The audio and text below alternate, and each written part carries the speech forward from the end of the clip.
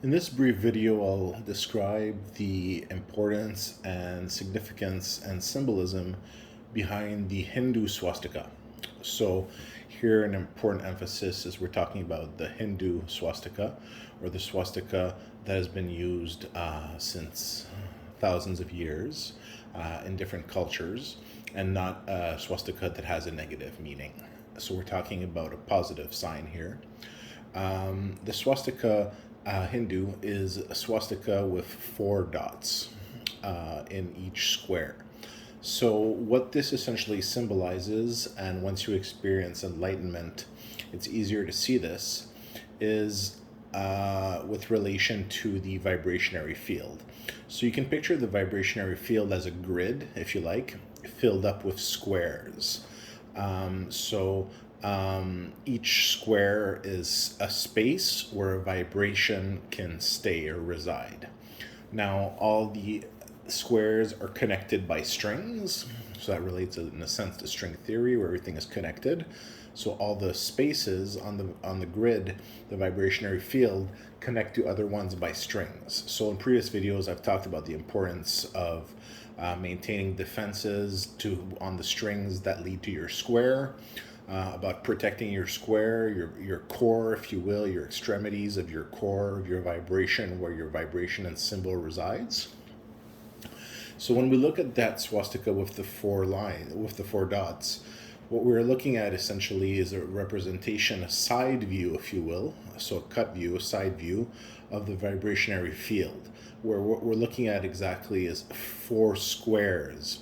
So if you look at the squares, each intersection of four squares is separated in a sense by the structure of a cross like that, and the side aspects of that cross represent the squares. So it's actually a side or cut view of the vibrationary field. What those dots represent are the strings that connect to each square. So essentially what you can visualize when you're looking at this swastika here is that if you turn the swastika, you're actually opening or closing the access to those squares. So you're actually closing the directionality of the string, so basically opening up the access to the square or closing up the access to the square.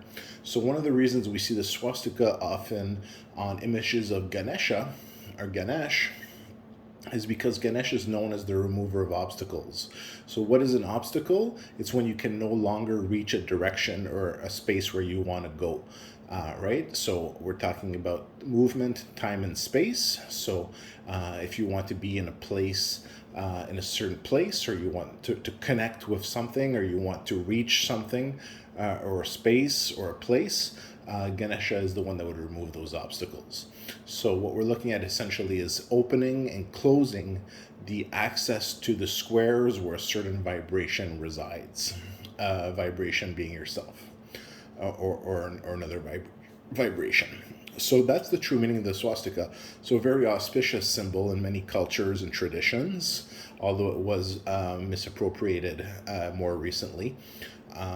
So it is a positive symbol, and it does relate to the vibrationary field. Once again, those four dots relate to the strings that connect squares or spaces within that vibrationary field. So I thought I'd talk about that really quickly. It's something that isn't easy to see if you haven't experienced enlightenment in the vibrationary field, but once you do take a look at the swastika after enlightenment, it becomes self-evident. So I just thought I want to share that with everybody. Now, talking about Ganesha, talking about deities. Now we know that deities reside within the vibrationary field. And deities, for example, Hindu deities work together, or band together, if you will, group together with the vibration of God, which is the vibration of the heart with the wavy line within it. And what's important is when a new vibration joins yours, you're only as strong as the weakest link connected to your grouping. So what happens is you have to train a new vibration that joins yours to defend itself if it's a new vibration that's entered the vibrationary field. So because vibrations do have conflicts one with the other. So it's important that all the links of your chain, if you will, are well ironed, well protected.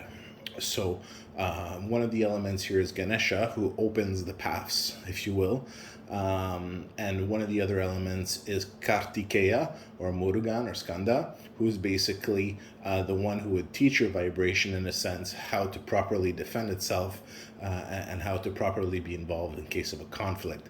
So Kartikeya would basically show you all the different formations, if you will, that you would use, all the different techniques that you experience during enlightenment to fortify your vibration and the space that it contains, to ensure that you properly protect your extremities, the extremities of the whole of the other vibrations to which you are connected, and protect your core. So a lot of information there, but I thought I'd share that with everyone. Thank you.